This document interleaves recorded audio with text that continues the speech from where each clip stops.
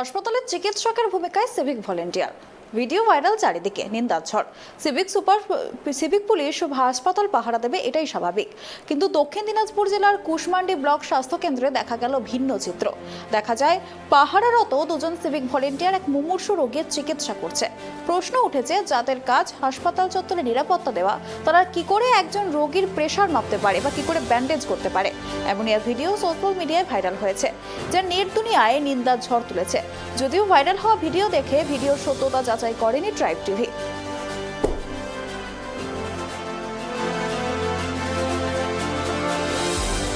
এটাকে মেনটেন করা। আমি যেটুকু খবর নিয়ে জানতে পারলাম যে সে সময় একটু এমার্জেন্সিতে ভিড় ছিল, পেশেন্টটা আসার সঙ্গে সঙ্গে সে একটু সমস্যা সিরিয়াস ছিল, অ্যাকচুয়ালি তাকে ওটা পেশেন্ট পার্টিকে হেল্প করেছে, হেল্প করে তাকে ট্রলিতে ওঠাতে এবং শোয়াতে সাহায্য করেছে এবং পাশাপাশি মেডিকেশন লাগাতে সাহায্য করেছে।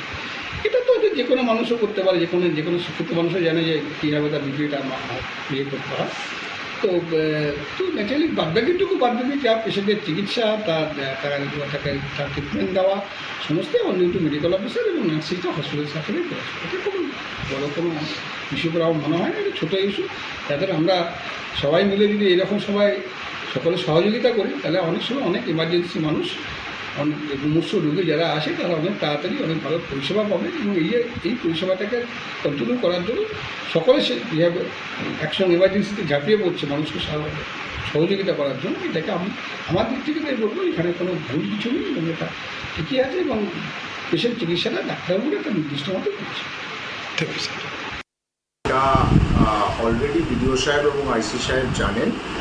পেশেন্টটি আউটডোরে ছিল, তার একটা সিনকোপাল অ্যাটাক হয়, তারা সঙ্গে সঙ্গে ইনডোরে নিয়ে যায় এমার্জেন্সিতে। সেই সময় অন ডিউটি সিস্টার যিনি ছিলেন, এদের বক্তব্য হচ্ছে তাদেরকে কাফটা এই বিপি মেশিনটা ওরা ছিল হাতের কাছে বলে সিস্টার বলেছেন নিয়ে এসো।